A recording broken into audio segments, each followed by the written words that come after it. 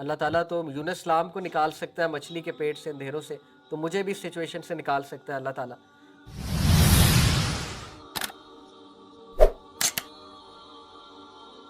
ہمیں موسیٰ علیہ السلام کی ریفریمنگ ملتی ہے۔ موسیٰ علیہ السلام بہت زیادہ فیئر میں تھے، پاور لیس تھے، ٹاکسک اتھارٹی کو فیس کر رہے تھے، یعنی فرعون کی جو ایک وہ ظالمانہ رویہ تھا۔ لیکن انہوں نے کیا کیا؟ انہوں نے ان سارے ایموشنز کو ڈائریکٹ کیا دعا میں، اور انہوں نے اللہ سے کہا کہ اللہ، یہ میں آپ کو آیت سنا رہا ہوں کہ اللہ I fear they will deny می، مجھے ڈر ہے کہ اللہ وہ میرے خلاف کچھ کر دے گا فرعون، اور مجھے ڈر ہے کہ وہ مجھے ڈینائی کر دے گا، and my chest will tighten, اور مجھے ڈر ہے کہ میرے جو صدر ہے، چیسٹ ہے، وہ اس طرح سے ٹائٹن ہو جائے گا، اور مجھے ڈر ہے کہ میری جو زبان ہے وہ فلوئنٹ نہیں ہوگی۔ پھر انہوں نے کیا دعا کی؟ ربی اشرح لی صدری ویسر لی امری واحلل عقدۃ من لسانی یفقہوا قولی۔ انہوں نے ایموشنز کو، نیگیٹو ایموشنز کو ڈائریکٹ کیا، استعمال کیا، دعا میں کنورٹ کیا، اور اللہ تعالیٰ سے کہہ دیا۔ تو دیکھیں ہی فیلٹ سو گڈ جب آپ نے اللہ تعالیٰ کو کہہ دیا۔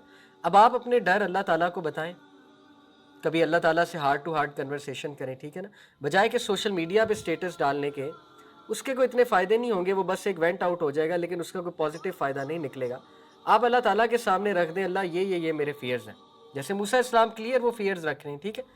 اسی طرح دیکھیں موسیٰ علیہ السلام نے یہ نہیں کہا I can't do this, I am weak, I field before, میں نے تو پہلے بندے کو ایک مارا ہے، مجھ سے دوبارہ یہ غلطی نہ ہو جائے، آئی ہیو اسپیچ ایشوز، وہ میری بات سنیں گے ہی نہیں۔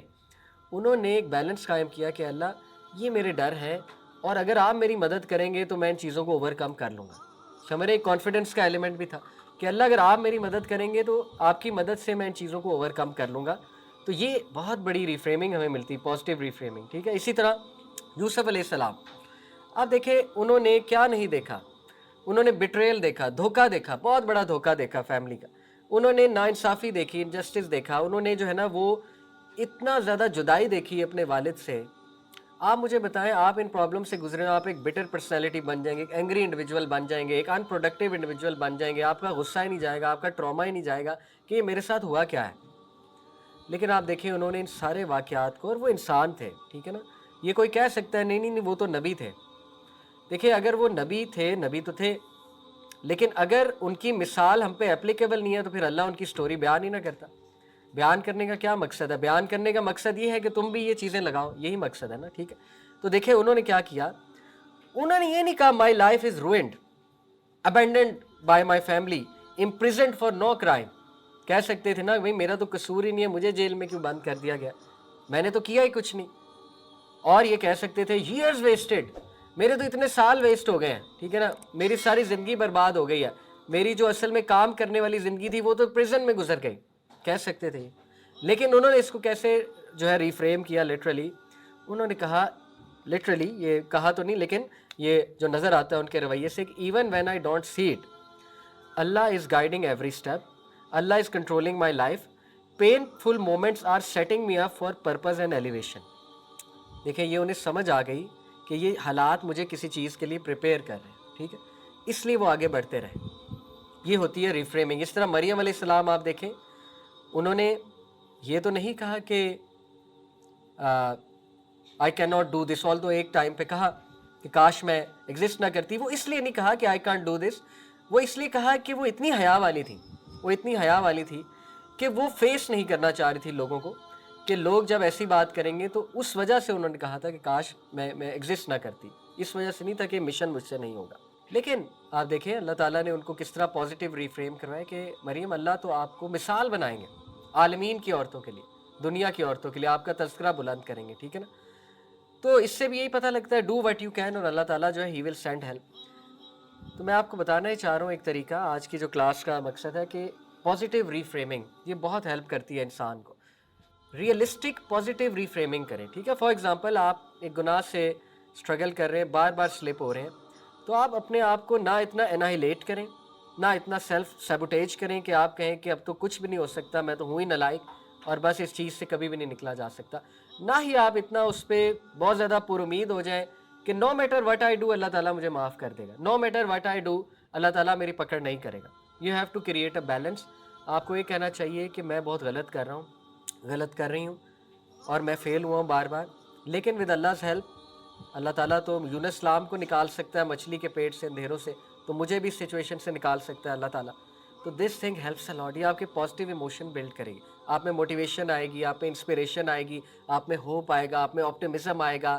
ٹھیک ہے، اور اس سے آپ کے رویے بدلیں گے. اور یہ ہمارا نیکسٹ ٹاپک ہے، وہ ہے the broaden and build theory of positive emotion. اس کو آپ ذرا گوگل پہ بھی سرچ کر سکتے ہیں. یہ تھیوری باربرا فریڈرکسن ایک سائیکالوجسٹ ہے، اس نے دی ہے.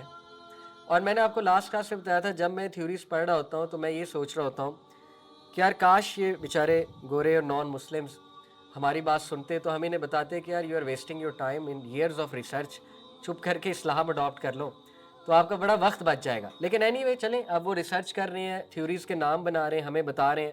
تو شاید یہ اس لیے بھی اللہ کی حکمت ہے کہ مسلمانوں کا ایمان ایک دور میں اتنا ویک ہو جائے گا کہ قرآن و حدیث انہیں سمجھ کوئی نہیں لگنی، قرآن و حدیث کو انہوں نے ڈیگریڈ کرنا ہے. تو شاید سائیکالوجی کی بات سے وہ موٹیویٹ ہو جائے، شاید کچھ سائیکولوجیکل ٹرمینالوجیز بتائی جائیں تو ان کو جو ہے نا کانفیڈنس آئے. Any way the broaden and build theory of positive emotion یہ ہے ان کی، باربرا فریڈرکسن جس کا نام ہے سائیکالوجسٹ کا، اور بڑی اچھی تھیوری ہے.